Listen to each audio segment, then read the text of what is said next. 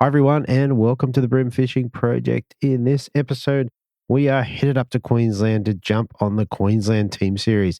So this was their Brisbane River Round, which was held back on the 19th of May. It's taken a little while to get all these interviews squared away with various things happening. In any case, it's a great event, and it was a really good series of interviews with some interesting techniques, which surprised me. So what I'm going to do, I'm going to roll the intros and we're going to get straight into it. There's a heap to get through. Welcome to the Bream Fishing Project. This is where you need to be every Tuesday to find out all the latest tips and tricks to help you target bream on lures. You'll get to hear from some of Australia's elite bream competition anglers and see how they were able to achieve their results in competitions around the country. Now, here is your host, the 2019 Hobie Kayak Fishing World Champion, Andrew Deeth.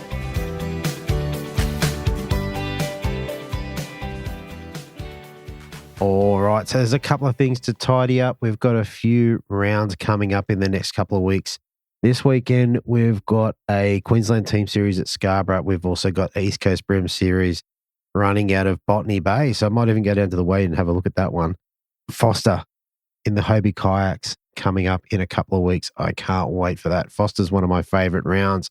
Haven't been there in September for a while, so it'll be interesting to see how that works, whether we can get the fish or, we'll see how it goes. Having said that, the tides look really good in terms of they're going the right way, so we won't be fighting both ways. Very, very excited about that one. We've also got the Action Fishing Tournament. So I think I said it was earlier, but it's actually the first Saturday of the long weekend. So if you want to come down to Botany Bay and run around and catch a few bream, that should be pretty cool, and I'd be happy to see you there. All right, let's get into this competition. Actually, I'm going to double back. There's a few changes coming to the Bream Fishing Project. Now, I've been talking about this for quite some time, and for various reasons, it's sort of really dragged out much more than I thought.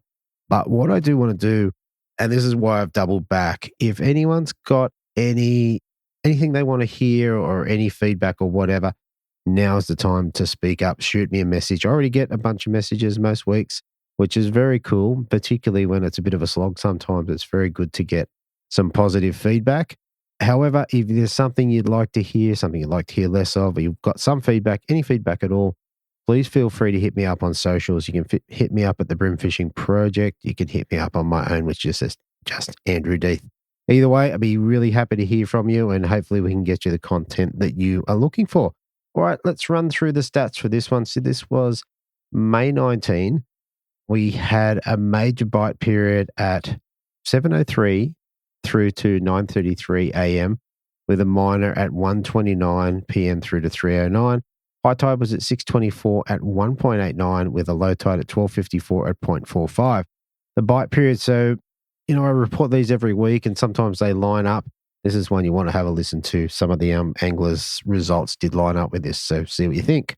All right, let's get straight into the angler interviews. Here we go. All right, so in third place we have a team that dropped 2.86 kilos on the scales to land them in third place. I have Chris, Lonne, and Jacob Kelly. Welcome back to the show, guys. Hey, Deethy. Thanks for having us. Thanks for having us, Deethy. Yeah, good to talk to you again. You guys are going pretty well this year. Yeah, it's been a pretty good run. Yeah, I can't complain with the results. We've had a good few tournaments in a row, which is what you want. Yeah. All right. What we might do is we might get straight into it and get into pre-fish. So did you guys get out and have a pre-fish leading up to the event? Trying to think back, leading up to it. I mean, we fished the river like relatively regularly anyway, but I don't think we did. I think because we were sort of on the back of the Hawkesbury round and stuff like that, I don't think we did get out. Do you remember if we got out for a fish? I don't think we did. I don't think so. I think the last time, for me, the last time I fished it would have been that, surely it would have been that casual QTS we did. Yeah, the one right at the side. Yeah, you might be right, actually, yeah. Yeah. And look, to put that in context for listeners, we're now recording this. Today's date is, the 2nd of July, and this was the 19th of May. So it's 6 weeks ago. So there's a lot of water between fishing, between the recording and the fishing trip now. Yeah, that's right. Yeah, it was a while ago. Yeah. All right. Well, then let's take it a different way. What did you guys tie on in terms of starting up comp day? What did you think you were going to do? Usually, like winter rolls around and we've got a half decent milk run throughout the Brizzy River. We thought we were definitely going to fish the river because it was sort of like a pre-fish for the Queensland Open round. So the plan was just to sort of hit some of the bridges and concentrate on sort of the deeper water, just with crabs and I think plastics. I think that's pretty much all we had rigged. Okay. All right. Well, then let's get into comp day. Tell us how your day started and how you went about catching your fish. Okay. Well, yeah, I was kind of just following along with Lonnie with his plan for the Open and kind of just sussing areas around there. So the first spot was a bridge and we kind of sat there for most of the day. And I think, it was just grubs and crabs, I think, that we found on the live scope, but more so on the bank side of the bridge in the shallower stuff. Okay. And how, did you get fish early? Was it straight up into fish or did it take a while to sort of tune into them? It was fairly patchy for that spot. Usually, I think maybe it was a slightly early. That spot throughout winter is usually can be a really good spot when the fish are spawning and stuff like that. But I think maybe we might have been just a touch early. There was a fair few fish there, but it wasn't as good as they weren't grouped up as good as it can be there. I think there's a couple of sessions I had there last winter where it was sort of 3.5 to high 3 kilo bags. So there are really good fish there, but on that day there was sort of there wasn't really as many bites and there wasn't as many big bites either. Yeah, right. So from my memory of that place is there's just a couple of pylons in the water. Did you fish all around them and did you have competition from other anglers? We sort of fish a little bit on the rock wall near there as well, but we pretty much just stayed. There's a bit of a sweet spot there that we tend to sit in and the fish sort of move in and out of there. And it's the sort of spot where you can sit there. You can sit there all day if you've got the patience and you can nut out a decent bag. But in terms of other teams, I think there was only one team that sort of came through. I think we left it for maybe 10 minutes or so or 15 minutes to go and check a couple of other spots that are close by. And then there was another team sort of on the other side when we got back. But we just sort of slid back into the standard juice hole and kept fishing. Yeah, right. Could you spot the fish on the live scope coming through? Yeah, definitely. Yeah, that's one of the major tools we use when we're fishing there is the live scope because I'm not 100% why, but on certain days they'll be higher up on the rock wall and then other days they'll congregate all around the pylons. And then also, I think we've talked about this before as well, using the live scope, you can see where the fish are positioning on the poles as well. So you can sort of alter your presentations to suit where exactly on the poles, in the water column that they're sitting.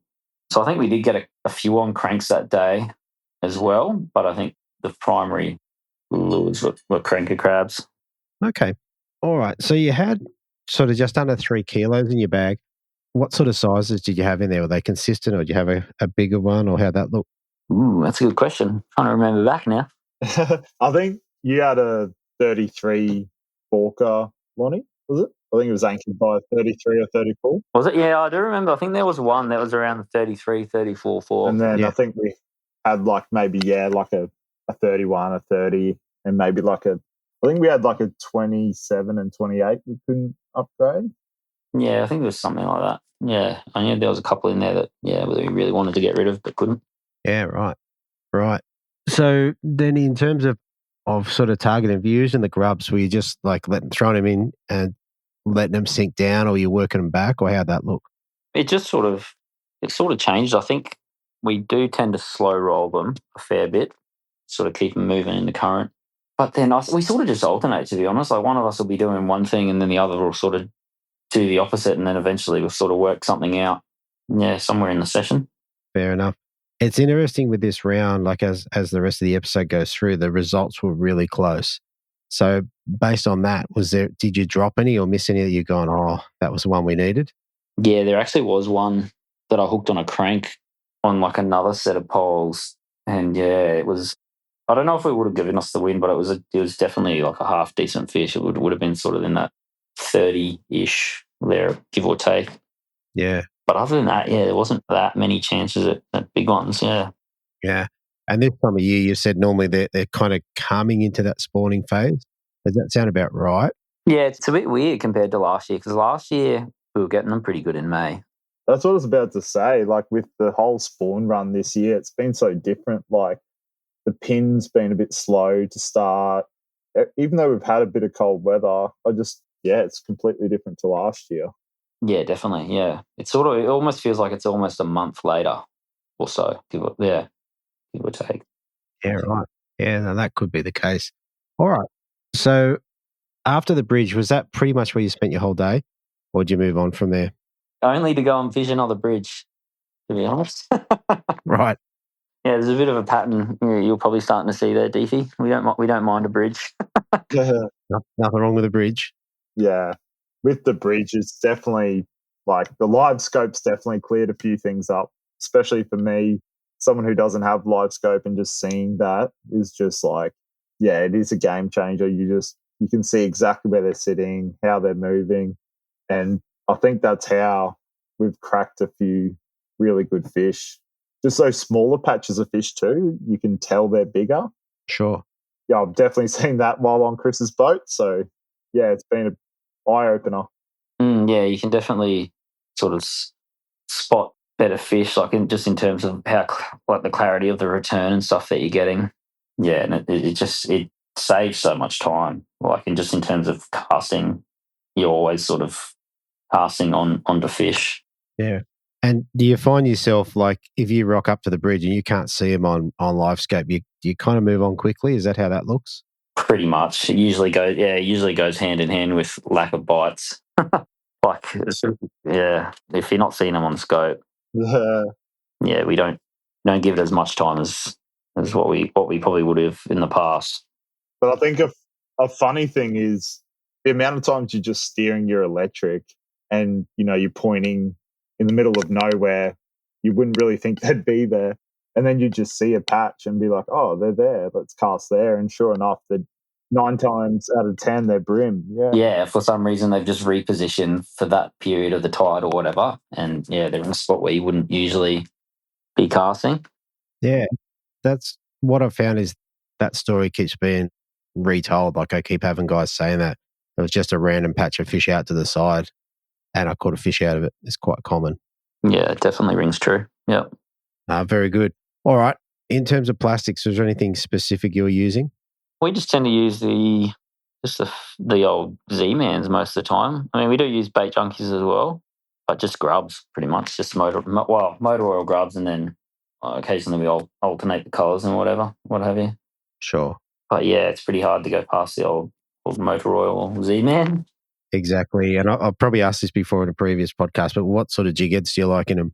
It's usually pretty heavy, isn't it, Chris? Like a lot of those fish, something I've found anyway is you can fish a quarter and you can still use your rod tip and reel to kind of make it sink slower when you need to. So I think with a quarter, you can cast into a foot of water and just draw it off the rocks once you get a feel for it.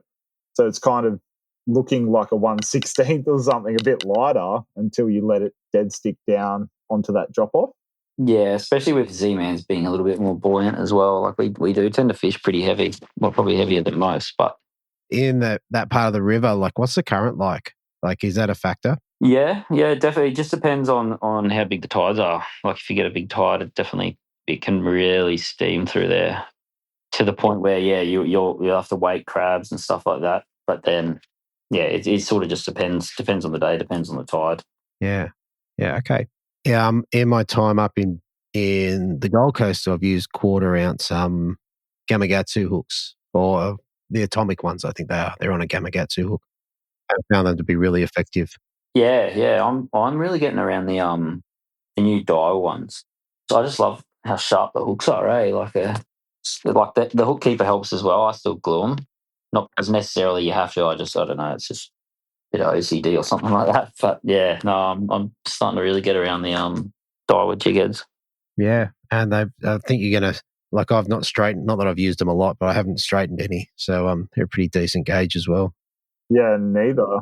And they're really sticky too. Like you can feel it. It's something about that hook. Gamakatsu hooks in general are good, but yeah, the bait junkies are definitely stickier than a lot of others. Yeah, fair enough. I reckon that covers the fishing, guys. So, in any case, that was enough to bring you guys in third place. What do you guys take home for third place? What was it? It would have been like a couple $100 or something like that. Do you remember, Jake? I think, it would have been around the couple $100 mark. Yeah. Did you get Big Bream that day, Chris, or was it? I can't remember. Don't think so. I think what? I don't think I did. No. Yeah. I think Mitch Ferris did, didn't he? Oh yeah, I think that was correct. Yeah. Fair enough. All right. Well, what we might do then is, I guess, if there's nothing further, is there anyone that you guys want to give a shout out to or say thank you to? Yeah, definitely. Well, first and foremost, it have to be my teammate Jake, but then secondly is Craig Templar. Man, he does such an awesome job running these comps. Like I've said it a million times, but without him, we wouldn't have much of a team series. Like with all the sponsors and stuff that he's brought in this year, like he's done a lot of work, and it shows for sure. And then in saying that, all the sponsors who have got on board as well. Perfect. Well, what I want to do is say thank you guys for coming on. I'm sure we're going to get to speak to you very soon. Cheers, Deethy. Thanks for having us. Awesome. Thanks, Deethy. All right. Thanks, guys. All right. Fishing.com.au, your one-stop bream lure and tackle shop. Pick up the latest tackle, including Muscle Vibes, Cranker Crabs, OSP Bent Minnows, Z-Man Plastics, Eco Gear Lures, and Daiwa Rods, Reels, and Tackle. Same-day shipping. Shop with the world champion, the Australian champion, and the current ABT champion shop. Fishing.com.au. Online or in store at Shop 18-29 Kiora Road, Miranda. All right, so this week on the front page, we've got the basics. So we've got the Outback Brimmer baits, Little Mussel, and the Mussel. You definitely want to jump on those big fish lures. The Jackal Chubbies, the ones in the new colour, they look very, very cool to me. And the Yazzie Bonds, I don't know what that is. I'm going to have to ask and find out. Definitely a very cool looking colour. And also the other thing that's caught my eye is the Daiwa 24 TD Black MQ. So I'm hearing good reports about these reels. There's sort of a mid-range price point, but you're going to get bang for buck there. I don't think you can go wrong with that. And one last thing, in leading into summer, the Fishcraft Dr. Flex 90s. So these are the soft plastic bent minnows. We're about to get into surface bites. With the warmer weather around Sydney, I just get the feeling the fish are going to come up a little bit earlier than what we would normally expect. And these are just something different, just the way they land and go through the water. I think they're well worth looking at. Anyway, whether you're up or down the coast, either way, get your hands on those at fishing.com.au. All right. So coming in second place with 5 fish for 2.92, missing out by just 10 grams with a big brim of 7.778 of a kilo. I've got Wade Walker. Welcome to the show, mate. Hi, how you going? Mate, I'm good. So, mate, one of the things I like about this is when I see father and daughter teams or father and son teams, and that's what you guys are. What's it like fishing with Lily? Very rewarding and quite frustrating sometimes. I'm hearing that she can catch a few, though. Oh, she can catch them, yeah. You know, always willing to learn. But, yeah, just trying to keep them on the rod when things aren't sort of biting and they'll go on your way. It's the enthusiasm dies off, but, you know, a little bit of a rest and she quickly gets back into it. Very good. Yeah, we spoke earlier and I know she did quite well in this one, so I'm quite keen to hear how that actually played out. All right. So, mate, getting into it, mate, in terms of pre-fishing, did you get out to have a look around prior to the comp? Yeah, I'm pretty sure I got out, say, the week earlier. I didn't get out on the pre-fish day, but we went out a week earlier and sort of fished the standard spots that I would normally go and look for. And one spot in particular just was actually holding a good amount of fish. Nice. And they were biting pretty good then, but, yeah, come comp day, it wasn't quite that great in that spot. But, yeah, managed to find them elsewhere. Very cool. And did you clue into any lures like plastics or hard bodies or what have you?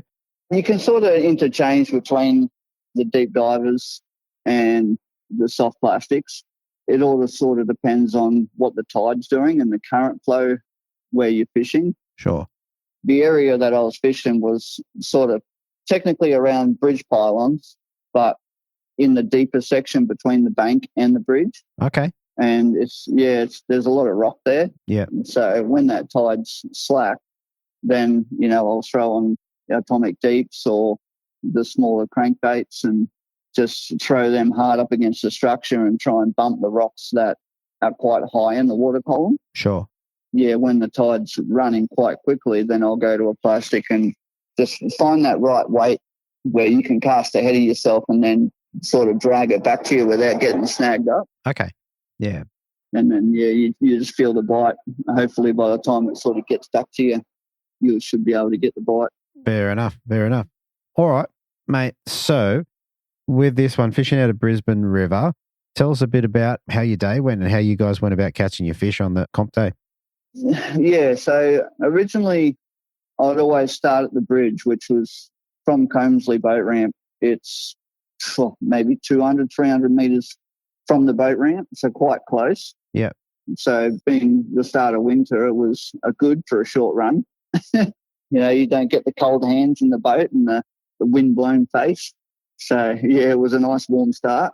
But the fish were there around the bridge, and a lot of people go there and fish it. But in this competition in particular, everyone sort of raced out to the mouth of the river and, fished out the front.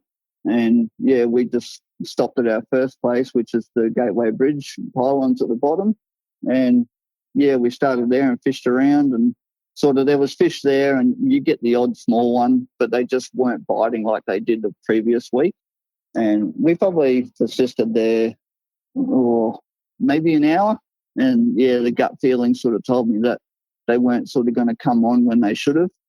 So, yeah, we quickly made a change and only shoot it up the river maybe another half a kilometre, if that. Okay. So did you bag any fish off the bridge? I might have had 2 in the well that were just like 27 tippers. Yeah, it's always good for a fish, but trying to get the size, you normally only sort of get the size when the fish come on the bite. The pickers are always there picking away. Fair enough. All right. So you moved up river, and how'd that play out for you?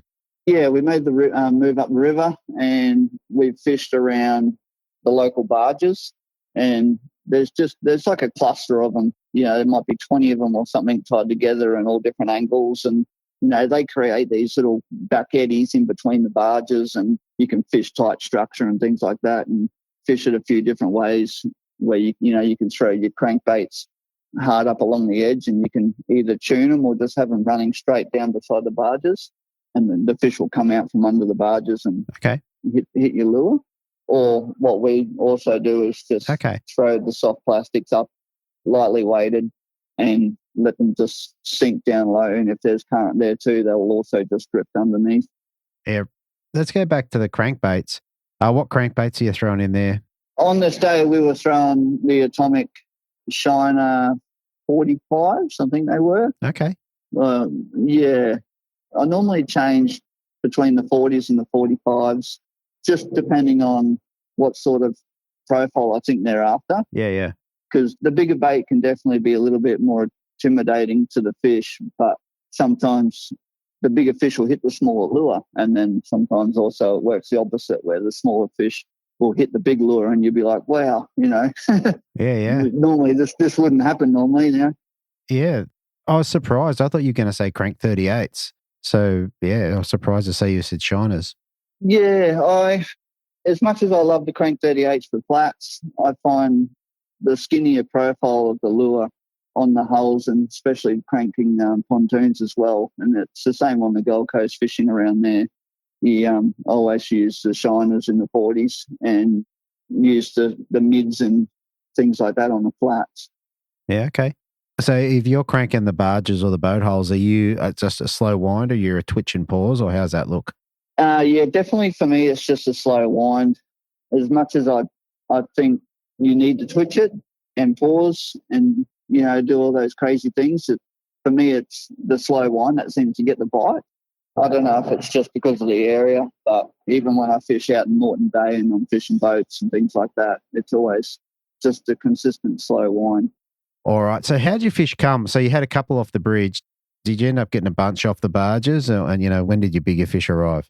Yeah, the fish around the barges is definitely normally hit and miss, but they did, as soon as I went there, it was a couple of medium-sized fish to fill our bag. And that was pretty well straight away. So we sort of just persisted there for the rest of, well, ended up being the rest of the day, maybe 6 hours, 5.5, 6 hours we spent there all up.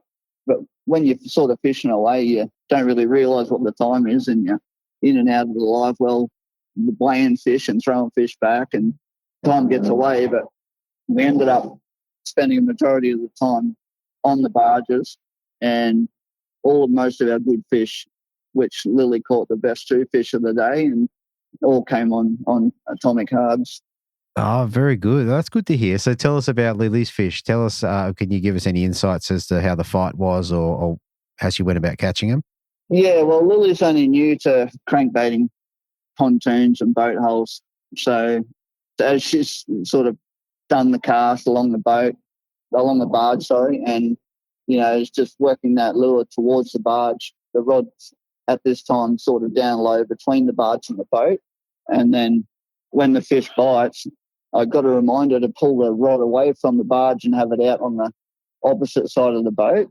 And trying to teach her how to sort of wrangle the fish when she's so new to it, as well as her being overexcited about, the fish is running and, you're in tight structure, and sort of, I think it gets the hair on the back of her neck standing up, and, you get all excited and you got to calm her down and go, oh, you got to do this. It's definitely fun family times. But at the same time, you're stressing that she does everything right, because you can tell by the drag that you set for her, the sound of how much the fish is pulling. You sort of know that it's a good fish. And then when it comes up beside the boat, you just like, take a big gasp breath and get that net under it as quick as you can, because you just don't know. Yeah, so good. And with rods and reels and stuff, what are you guys running? I've always run the atomic arrows. I think at the moment I had the original version, which are a few years old now, but they're just a good rod. The testament to how many people actually use them and buy them in the tournament scene just goes to show that they are such a quality reel and rod is affordable to everyone. Exactly. That's very cool. Yeah, especially as any fisherman knows, there's times where rods kind of get broken or dropped over or whatever. And given that these ones won't break the bank, it's pretty good too. Yeah, that's right. And the new atomic lines that are out, that I use the 10 pound and love it personally. Yeah, nice. And I used to use the BWT Gliss, which is no longer available anymore. And as much as a lot of people hated that line, I enjoyed it. It was a thin diameter, and I think the atomic lines is way up there with it, being diameter and size. Yeah, very good. All right, and now you guys ended up just 10 grams behind first place. Now, was there any fish that you went, oh, that was the one that you missed? Oh, no. I think quietly, we had it in the bag with a couple hours to go, and I I had a good feeling on it. Yeah. And it could have quite possibly been, but you just don't know. That's 10 grams is one drop of water. So that's right. Yeah, you just don't know. But yeah, we had a good bag, and so did the other guys. And the other team that won it, we've always fished against them in all the local comps, and they're good anglers in their own right. So it was, good for us, and Lily was very excited just to even come away with a podium. Oh, podium's great. All right. Just before we move off the fishing, what pound leader were you running for the weekend or for the day? Yeah, generally I just run 6 pound, and we seem to come across any bigger fish and we get done, then I'll sort of upgrade that to 8. Yeah. But I don't think it really matters in the Brisbane River, because the water is normally quite brown, with the occasional, you sort of get a day, especially when the tide's fully run in and you've got nice water coming in, it's quite green for the first 3 or 4 feet. Mm. So I think that sort of doesn't put the fish off when you're using a heavier leader. Yeah.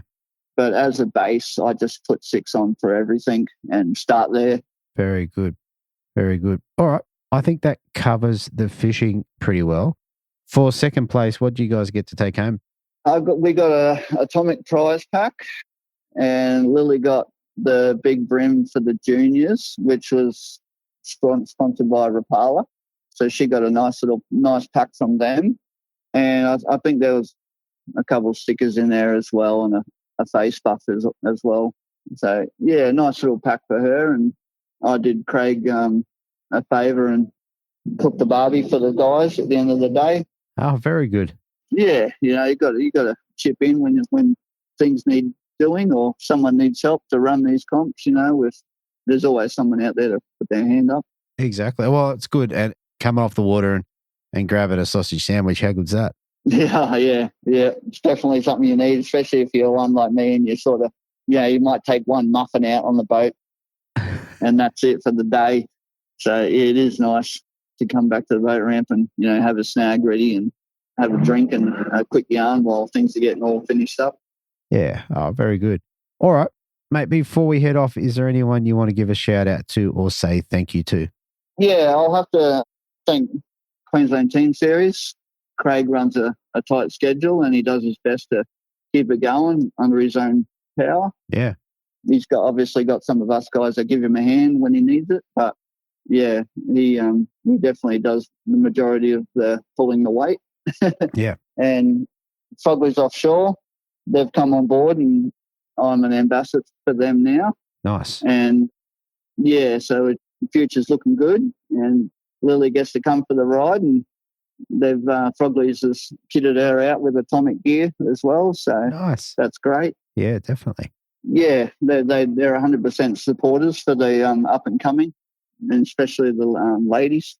Yeah. Oh, it's good. Frogley's been a long time supporter of a lot of Bream comps, and to see them step up for the Queensland Team Series this year was pretty awesome. Yeah, they do a lot of supporting, and I think us as anglers also, we do our best to use the sponsors products. Yeah, very good. Very good.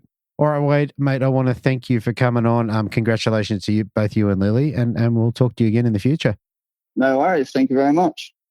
All right. If you're in the market for a new fishing kayak or looking to make some upgrades to your existing kayak or possibly looking at kayak fishing tournaments, then HWS is the place to go. They have a full range of Hobie kayaks and stock the latest kayak accessories and are really dialed in when it comes to the best kayak fishing for the casual fisher or the tournament angler. hws.com.au, online or in store at Shop 3/638 Pacific Highway, Belmont. James offers free delivery on Hobie kayaks across all Greater Sydney, Central Coast and Hunter. All right, so I've jumped on and had a look at the kayak specials, and one thing which I haven't seen for a while is the Fish Shack 9-foot fishing kayak squid, $350. So probably if you've got a kid and you want them to get out there on the water, you got a couple of $100 in your pocket, this is probably a good way to go as a starting point. If you've got a little bit more, if you can get your budget up around that $2K mark, you can get the Hobie Passport 12 or 10.5 under $2K. Now, these will give you the Mirage pedal system, comfortable seats, and they're a little bit lighter than the standard Hobie range. Definitely worth looking. Anyway, get on to James at hws.com.au, get him to put one of those on the water for you and go and have a go. Okay, so up next in first place, we have two anglers, and they dropped their fish for 2.93 kilos, which included a kicker fish of 836 grams. I've got Adam Barnes and Mitch Ferris. Welcome to the show, guys. Yeah, g'day, Andrew. Thanks, mate. Thanks for having us. G'day, mate. All right. So this is a while back, so we're recording this a couple of months afterwards, but you guys seem like you had a cracking day. Yeah, mate. Yeah, look, I don't think you ever sort of forget a win, that's for sure. Especially for us, it was one of the first couple of times, or the first time I've been up there, and Mitchie only a couple of times. So to have that result was even that little bit more special, Yeah. And whereabouts are you guys from? Gold Coast. Gold Coast? Yeah, okay. Yeah. So not too far. No. 45 minutes, 50-minute trip. Yeah, nice. In terms of fishing together, how long have you guys been partners or fishing partners? It'd have to be around 5 years now, I suppose. A little while. Yeah, a little while. So you worked it out a little bit. Yeah. And we've both got very similar fishing styles, and, we fish very similar type of lures and products. So, it just all seems to gel well on the boat, and we work together really well as a team. So, Yeah, that was going to be my next question. You know, how do you go as a team? Like, obviously, to win a team's event, you need to come together and between you try and catch the most amount of fish. Who's on the front of the boat? We both are. Yeah, we had a nice big deck in the front, and then we just work as a team. And I'll cast one point, and I'll let him cast the other angle, and just sort of work out where they're sitting, and pick them off. Nice. You just work together, you know. You just say, hold your rod up high, mate. I'm coming in under you, and you're skipping one in down low and stuff like that. So you're working in, you're communicating with each other, and you just know your way sort of around the boat together once you've been together long enough, and that makes life a little bit easier when you're in a bit of a tight situation with a good fish on. Yeah, exactly. All right. So we spoke before, and you said you hadn't been up there for a pre-fish. Let's go straight into comp day and tell us about how the day was for you, and maybe start with your first fish. Yeah, mate. Yeah, we made a backtrack. We changed plans. It was a bit rough. We're going to make our way to Redcliffe. Then Adam got a bit sick, and then I sort of made the decision, and we'll go and hit the front wall of Brisbane River, and that was pretty much it. We just drifted that one hot rock wall the whole day, and different techniques, and the crankbite got the bag early, and then just swapped the different techniques. Went to grabs, slimmies, and prawns, and just kept picking them off. Right. And to start the day, what was your first fish? The kicker. Yeah, that big one, that 38. Okay. Tell us about that. What did you sort of get it on, and, you know, what sort of structure were you targeting? Well, we were sitting pretty tight to the rock wall, and I sort of found they were sitting about a bit wider in that deeper 2 metres and cranking them back, got the bites a bit more than just actually cranking the rock walls. And it was on an old Maria crank. Really? So which one? I think 38 deep. Okay. Yeah. Okay. Cool. I haven't seen those for a long while. You can't get them anymore, but they don't make them. Okay. So instead of casting tight into the rock wall, you're casting more out into the middle and bringing it back towards the wall? Yes. Yep. Okay. On that buck 45 angle. Yeah. Okay. So was that a pattern that continued through the day, or was it just really for that one fish? Nah, we found it was a pattern throughout the day. Smaller fish were sitting tighter against the wall, so you're getting plenty of 20s to 28 centimetre fish within that 5 metres from the wall sort of stuff. But once you got out into that deeper 1.5, 2 metres, that's where we found those bigger fish. And also with them, we found a lot of school snapper. So we probably got about a 50, 60 snapper with them, and as long as you got through them, the bigger bream were holding with them. Wow.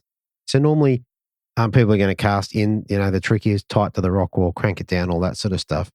How did you end up deciding to cast the other way?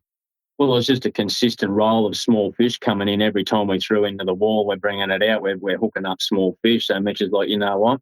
We're getting some bigger hits with the snapper out wide. I'm going to try a deeper one out wide. And he just, like you said, on a 45-degree angle from out wide and deep, and brought it in towards the ledge. Bang. There they were. And he picked up about 4 or 5 like that in 20 minutes really quickly. Wow. Okay. So you had your bag quite quickly then? Yeah. And then it wasn't until probably towards the end of the day, in the same spot, we went back there on the prawns. I got about a 34, I think, and managed to at least get one in the bag for the team. But look, it was, and all day they were sitting on that mark. Yeah, that deep current line. I was sitting right on that current line. Wow. You said you used a different lures. Like, what sort of different lures did you get them on through the day? So grubs, prawns, and limb swim. Yeah. And then the cranks, of course. Yep. And crank crabs. Okay, and crabs. Wow. So you did a whole range of things. Yeah, well, that's what we find generally. You work through it, and you'll find they'll hit a certain profile and that for maybe an hour or two, and then they'll just shut off. Yeah. So then you start working through a couple of other little profiles and different techniques and retrieves until you find what they're starting to like again, and then you work through that type of profile. And we just find that, along with some fish goop scent and things like that, you keep applying that, and you just keep rolling over the fish. Okay. All right. Tell me about fish goop scent. I'm not familiar with that. Well, there's something Mitch got onto quite some time ago, and it's something that, it wasn't well known. It got out there, but it proved itself on our boat with Mitch showing how effective it is. And Eventually, I think the original owner of it got a little ill and couldn't make it anymore. So a good mate of Mitch's and a friend of ours that we know has ended up taking it over and redeveloped the mixture a little bit. And, so we've just been working through that and, just finding it's got the right stuff in it. And we use a variety of scents, of course, as well, but that just seemed to be the standout one for the day. You know, there's certain scents that they'll go for on the day and others they won't. Yeah, right. Like I said, I've not heard of that one. How do people get a hold of it? On Facebook, mate. So you'll go type in Fish Group and you could contact him that way and he'll deliver it to you. And you can buy them in tubes, tubs, just how you really want it at the end of the day. I like the tubs, so you get a bit more in them. You can just scoop it out with your finger. Okay. But yeah, it definitely does work. They seem to whack it a lot harder than a lot of other scents and a bit more stickier. Yeah. I think that's the key some days is getting that scent right in their nose. Yeah, okay. Yeah. All right. So the other thing I wanted to talk about is once you roll through to grubs, tell us, so if you're rolling a crankbait, that makes sense to me. What about the grubs? Are you fishing them across the bottom or are you slow rolling them or how'd that look? Yeah, that's just the bottom thing, you know. Most of the time, brim are quite spooky and we're in some pretty clean water as well. So the slower retrieve, just keeping it on the bottom and just keeping that scent and everything just right there in their face definitely was the key. You go too fast or too high in your retrieve and they just didn't seem to want to know about it. We were ending up with pike or things like that. They're in that mid-water column. Yeah. Okay. So, yeah, you get down, as I said, they seem to be holding with the snapper. So we keep it down low and as soon as the current picked up, we'd just up the jig head weight a little bit just to keep it back down there in their face and away you went. Yeah. Okay. Along with some couple of good flathead in there as well, I think we got as well. It sounds like a good day. Yeah, a lot of fish. I think I don't really remember a 5-minute period where we weren't hooked up, but it was a very, very productive day. Kept it interesting. Yeah, yeah. One thing I was going to ask is what sort of jig head weights and what have you were you running? Well, I start off with mine. It'll be somewhere around about that 1/12 mark. If I'm generally fishing and I can see that there's a lot of sandy stuff or just little eelgrass weed beds and things that come off the rock face, and you can work around that with a bit of confidence, even a 1/8, something like that, size 1 hook, something like that. If you've got a slimmy on, you generally step it up, maybe a 1/0 size hook on that. And then once you start getting into maybe a little bit of reefy structure, I just lighten it up a fraction so I'm just not burying so heavy down into the structure. Yeah, okay. And just letting it, just drift down there over the reef and, you're lucky to get to the bottom and tink, away you go. Yeah, very good. Very good. And obviously we use vibes and stuff that I like throwing a bit. I like the 70mm Samaki vibe, so I like throwing a bigger profile for them. I find you get a bit better quality fish. Yeah. And the blades and... Yeah, that's what I was going to say. 70 mils up there. Yeah, I guess the fish are generally a little bit smaller, so I was a bit surprised to hear that was one of your lures.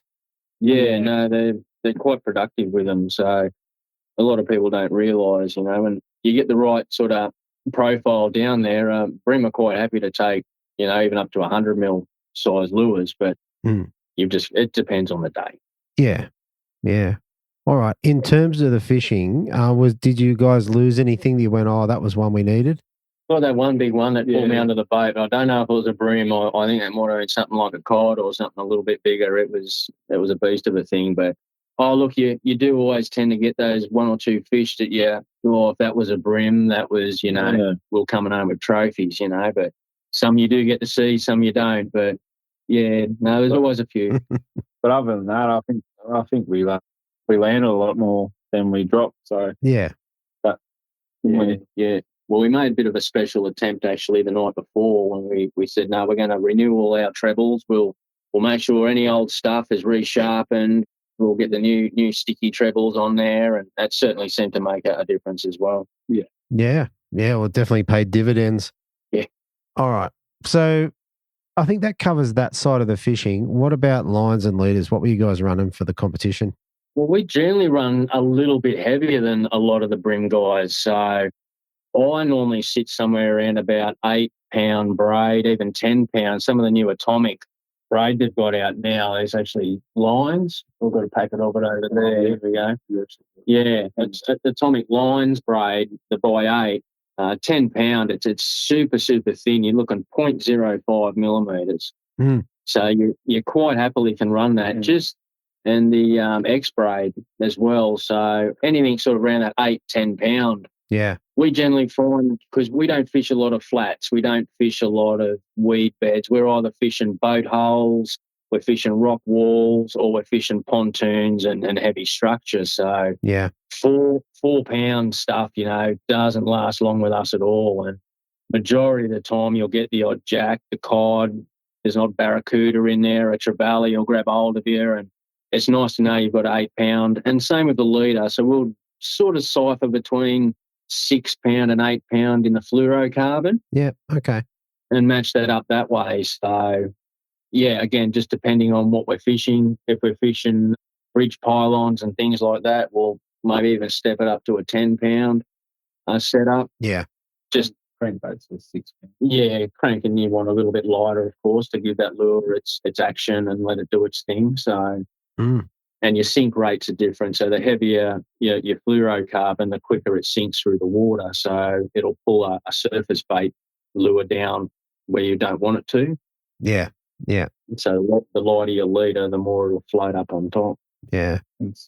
But yeah, that's pretty much it, mate. Yeah, and each rod's slightly different. We've got for cranking and stuff. There's rods that are 2 to 4 kilo, ultra fast, 7 foot, and then we might go down if we're doing jerk baits or little vibes and that. You get a slightly stiffer rod with a tiny bit more heavier pound line on it. So you're just trying to match your rods and setups to what lures. So, we end up with about 35 rods on board between us. But, we're jumping around trying not to break rods and bend eyelets. But at the end of the day, you're just putting down one rod, you're picking up another. You're trying to match each rod's ability so you don't have to adjust your fishing style too much. If you're picking up a big, heavy rod and then you're trying to fish with a light rod, they're two completely different ways of fishing. Yeah. So, you try and keep your rods as sort of evenly matched as possible. So when you're putting one rod down, you're picking up another, it feels the same, you're just flicking the same, and away you go. Yeah, yeah. All right. I reckon that covers the fishing. What I did find interesting is you've thrown out a slightly different technique to what I expected, which was very cool. Now, would have had an idea of some idea of what weight you had. How confident were you? Like, where do you think you were going to come before the weigh-in? These days you can sort of keep track of where things are going with these live scoreboards and things that were coming up, and they get you through the day. And the last couple of hours, of course, it goes dark, so you can't really see the final upgrades or anything like that. But we knew with Mitchie in his first, half an hour with the bag we had, we'd be sitting pretty good. Yeah. Maybe in the top 5. And if we just could pull up 1 or 2 upgrades on those low 30-end fish, then we've got a good chance. And once you get there and you start sort of seeing the weights and the fish, you're hearing the stories of everyone coming through, we started to think, we might have got somewhere here. And, you never know till the very end, but, it worked out. So, but we were early on definitely very confident we had a good bag. Okay. Well, that's very cool. I mean, at the margin you had, it doesn't get any narrower than that, like 10 grams, and that's where the scales go to. So, yeah, 100%. Very good. All right, guys, what did you get to take home for the win? Oh, look, we got about $750 cash to split between us. Mitchie got the biggest brim, of course, so he got the big novelty check, and I think he got an arrowed rod. Nice. Might have come with that. Oh, yeah, beer, sorry. He got the hops, black hops. Oh, that's right. Yeah, beer. Yep, the black hops. And then for winning as well, I think we got an arrows rod, some product. Oh, it was about $200. Yeah, $150, $200 worth of product. So, you're looking maybe $1,100, $1,200 worth of stuff all up. Yeah, how good's that? When you're looking for $100 entry fee, well, you can't beat it. Yeah, that's right. That's right. And the thing that I'm noticing is the prize packs and what have you, you're getting stuff that most people are going to use, which I think is really good. Yeah, well, that's 100%. And that's, again, I think why Craig, the QTS series and that, it's showing, each round he's pulling good teams. He's got a lot of teams. He's getting a lot of turnout. So it's showing. So Yeah. he looks after us. Very good. Very good. All right, guys. Well, look, one more thing before we head off. Is there anyone you want to give a shout out to or say thank you to? Oh, yeah, mate. Look, first of all, I think to a new fella on the block, Casey from Aqua Adventures there at Southport, the old Neb Howards.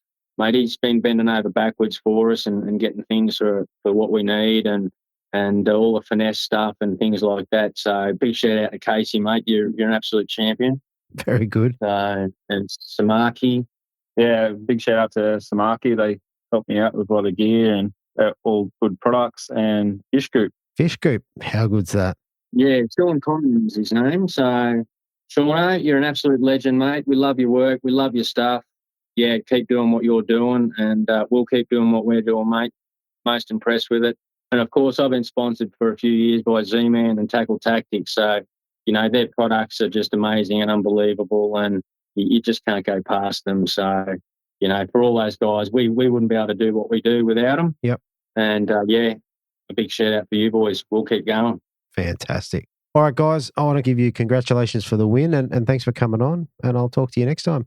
No worries, mate. A big thank you for you too for having us. Thanks, mate. All right, thanks, guys. Thanks, Andrew. See you, mate. All right, so there you have it. I hope you guys enjoyed that. It was a really cool interview to put together, or show to put together. Took me a while to get them all done. However, it was well worth the wait with some interesting techniques across the 3 sets of anglers. All right, and one last thing before you go. I've got a few things coming up, a few people that I guess going to be promoting and using their products. But the first one up is if you've got cold feet, don't like getting your feet wet, I've got something very, very cool, particularly for the kayak anglers, but I think the boaters are going to like it too. Something just a little bit different. Anyway, keep your eyes out for that. And as soon as I get it and I can start talking about it, I certainly will. Anyway, I'm going to leave it there, guys. Have a great week, and I'll talk to you next week. Thanks for listening. Hopefully you were informed, inspired, and entertained. If you were able to learn something or just enjoyed listening, please consider subscribing and rate us on your favourite podcasting platform.